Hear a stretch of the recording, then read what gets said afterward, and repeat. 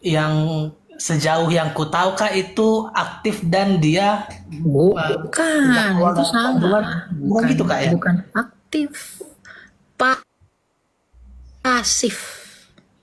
Nanti kamu tonton video-videonya Pak Esra Soro karena dia seorang reform, ya. Nanti kamu tonton, kamu belajar dari dia. Pemilihan Allah itu, tindakan Allah itu bukan aktif, tapi pasif.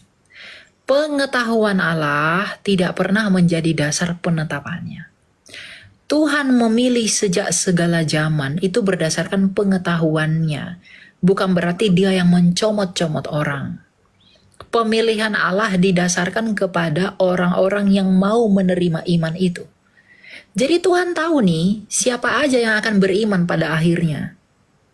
Nah pengetahuan Tuhan itu pasti. Apa yang dia tahu pasti terjadi. Kalau Tuhan tahu bahwa hanya 10 orang yang akan percaya, maka hanya 10 orang. Tapi bukan Tuhan yang memaksa 10 orang ini untuk percaya. Iya, iya. Paham? Mungkin mungkin begini sih Kak, mungkin ini spekulasi juga dalam sudut pandang lain. Misalnya, bukankah kalau pasif kemudian eh, artinya begini, ada sikap manusia untuk take it atau enggak tentang keselamatan itu, bukankah jadinya seolah-olah keselamatan itu juga adalah ditentukan oleh manusia sebab kita punya kesempatan untuk mengambil atau tidak. Oh, Seolah-olah secara objektif keselamatan itu tidak ditentukan manusia. Tapi secara subjektif iya. Misalnya bagaimana? Keselamatan itu diberikan Tuhan kepada dunia ini bukan karena apa yang Tuhan lihat pada manusia. Semata-mata hanya karena kasih dan kedaulatannya. Tetapi, kalau kasih itu tidak diresponi oleh manusia, mungkinkah Tuhan itu mau menyelamatkan orang itu? Kalau memang Tuhan udah pilih-pilih semuanya, kenapa Tuhan dalam Yohanes 8 ayat 24 bersabda, kalau kamu tidak percaya akulah dia, kamu akan mati dalam dosamu. Kalau memang Tuhan yang buat mereka tidak percaya, kalau Tuhan membuat dia nggak percaya, ngapain dia ngomong yang begitu? Tapi kenapa ia menuntun orang untuk percaya kepadanya? Kalau memang Tuhan udah memprogram ada orang yang harus percaya, ada orang yang tidak percaya, untuk apa dia mengatakan, kamu tidak percaya bahwa akulah dia, kamu akan mati dalam dosamu? em, Jadi pemilihan Allah itu diberikan kepada semua orang. Tetapi yang termasuk menjadi orang-orang pilihan adalah orang yang meresponi panggilan itu. Sebab banyak yang dipanggil tapi sedikit yang terpilih. Seluruh dunia ini dipanggil oleh Allah untuk percaya kepada Kristus melalui penginjilan. Tapi hanya sedikit yang dipilih, yaitu siapa? Mereka yang dipanggil tapi mau untuk dipilih. Sama baik Kak, baik. seperti saya punya konser gitu ya. Lalu saya memanggil semua orang untuk datang ke konser saya dengan menjual tiket. Tapi yang berhak masuk ke gedung konser saya siapa? Yang memilih untuk membeli tiket kan? Ya, betul Kak. Izin lagi nanya sekali lagi. Jadi kalau begitu bagaimana dengan yang tidak punya akses atau mungkin bahkan tidak punya kesempatan sama sekali untuk mengenal Yesus? Sebab tidak ada penginjilan yang masuk atau Ya, mungkin ya di dalam pokoknya Roma 2 ayat 14 sampai 16 Rasul Paulus memberi jawaban untuk itu. Ada yang disebut dengan hukum hati nurani di dalam diri mereka. Ya.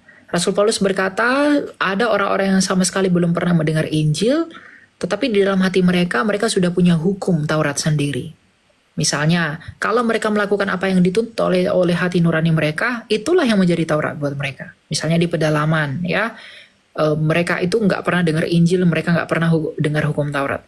Tapi sekalipun mereka di pedalaman, mereka bisa saling berantem, mereka bisa saling tolong menolong. Itu karena apa? Ada hukum hati nurani mereka.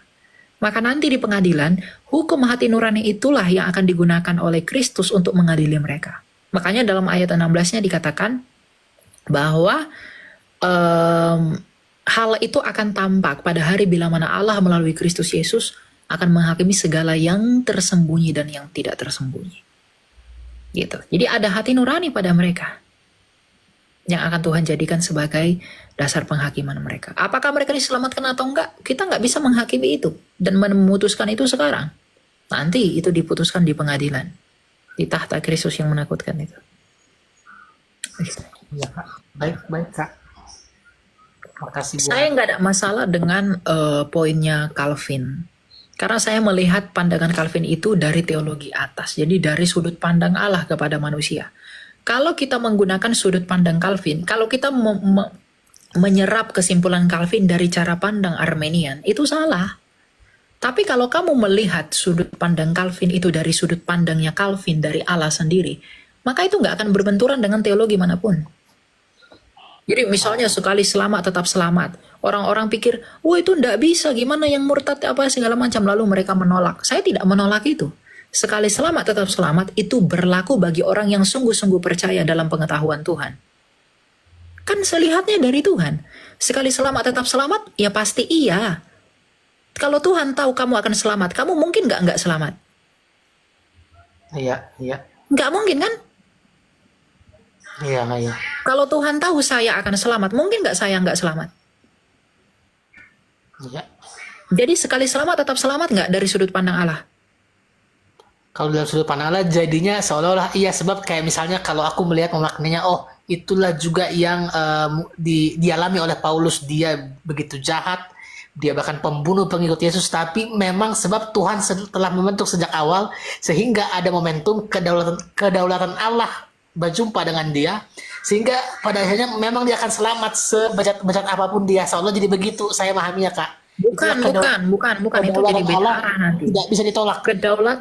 Kedaulatan Allah jangan dipahami seperti itu. Kedaulatan Allah itu dia berdaulat, tetapi apa yang Tuhan anugerahkan yaitu kehendak bebas yang ada di dalam manusia itu nggak bisa ditimpali dengan kedaulatan Allah itu. Meskipun kedaulatan Allah itu berkuasa, tapi kedaulatan Allah itu tidak memaksa dan tidak memihak. Oh. Soalnya jadi saya memahaminya gini, Kak, kayak misalnya panggilan kepada Yesaya, panggilan kepada Yeremia, misalnya kayak Yesaya kan sebetulnya dia menolak untuk panggilan Tuhan, jangan jadikan Memang aku ada orang yang Tuhan pilih, ada orang yang Tuhan panggil dengan cara ia mendatanginya sendiri, dia memilih menentukan.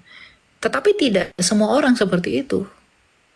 Misalnya Paulus, Tuhan karena memang pilih Paulus.